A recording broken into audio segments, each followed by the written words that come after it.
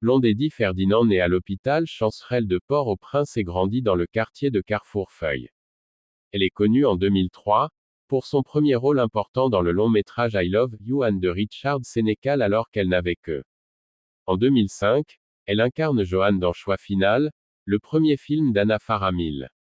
Durant cette même année, on la retrouve dans La Victime, puis en 2006, elle fait partie des 3 acteurs principaux du film Les couleurs de la dignité. En 2007, elle tourne dans La famille Chabi parmi les acteurs principaux et cette même année détient le rôle d'Isabelle dans le film inédit. En 2011, elle participe au film Sarah et en 2015, elle est aussi présente dans le numéro 2 de ce film. En 2014, elle joue dans Dancing and Shadow of Love, puis en 2018 incarne la personne Destée dans Goddess Will. Durant cette même année, elle est la vedette de The Real Life of Blondédy Ferdinand. Année de naissance, trait. Elle est née à l'hôpital Chancerelle de Port-au-Prince et a grandi dans le quartier Carrefour-Feuille. Carrefour, prononciation française, est une commune principalement résidentielle du département de l'Ouest d'Haïti.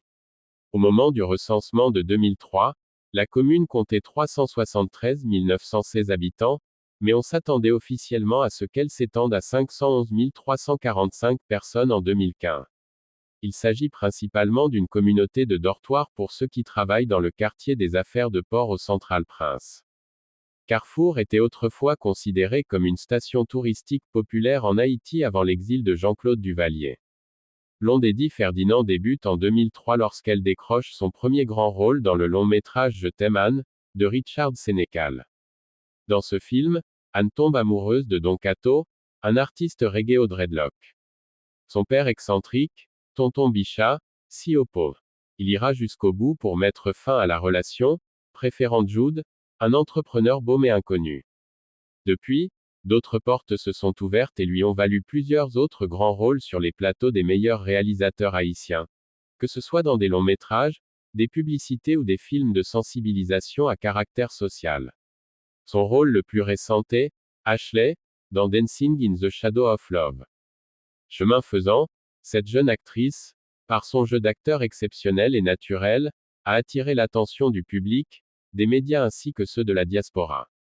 En 2004, elle reçoit le Ticket d'Or, son premier prix de la meilleure actrice pour Les couleurs de la DIGNITE.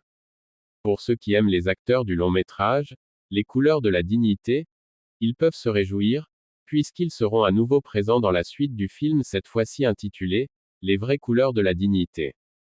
Il s'agit de Blondédy Ferdinand, Paul-Henri Attis, Chudon Boursicot, Kaël Jean-Baptiste et Jacques Maurice.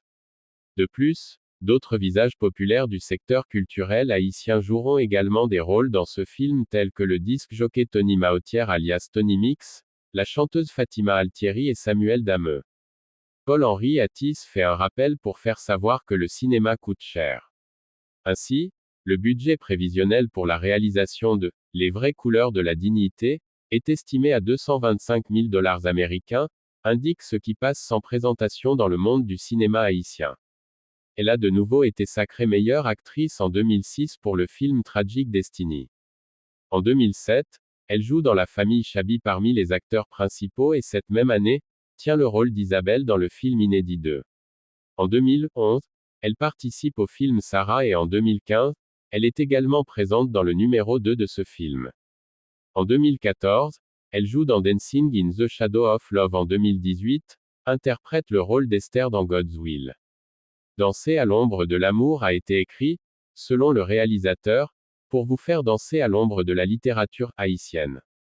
La musique, l'humour, les vêtements, les conversations et les lieux ont tous été soigneusement choisis pour vous faire visiter notre quartier. Le quotidien des Haïtiens de la diaspora issus de la classe moyenne. La distribution a été choisie avec soin pour représenter les différentes nuances de notre peuple.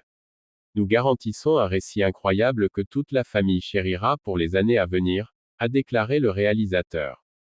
Elle vit actuellement à New York, Miami, où une agence appelée JD Productions s'occupe de sa carrière d'actrice.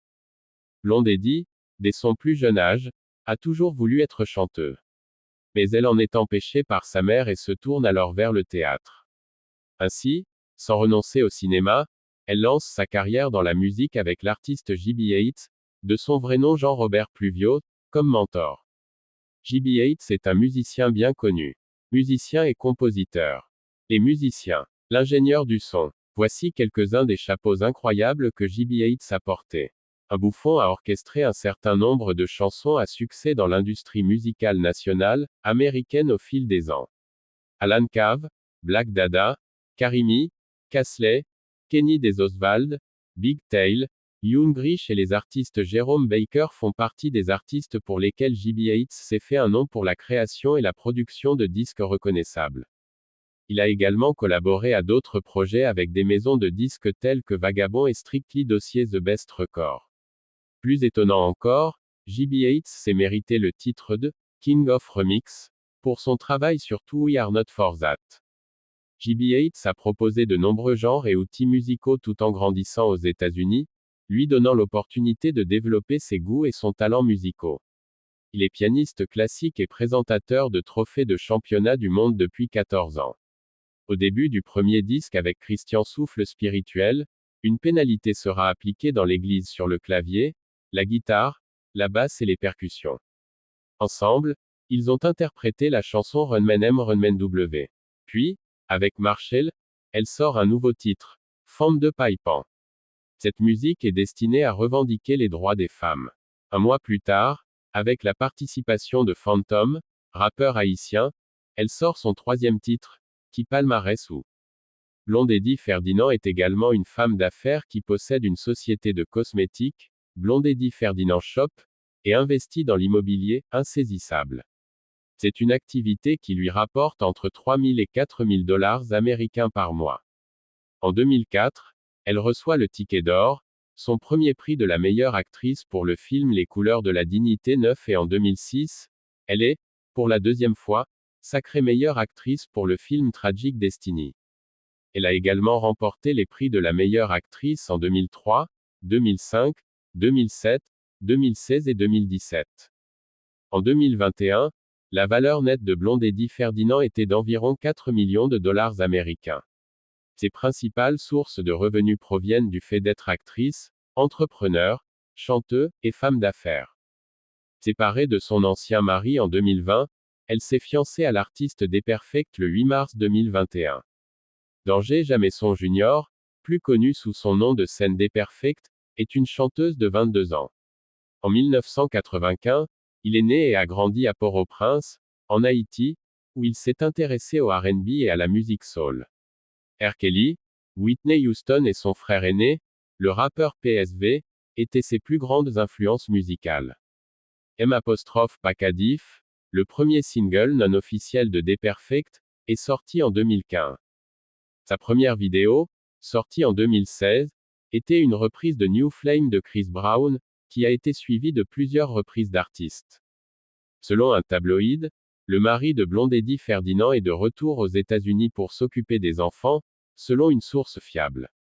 Blonde Eddie voyage actuellement en Haïti avec son nouveau petit ami, Desperfect, chanteur principal du nouveau groupe HMI Équipe.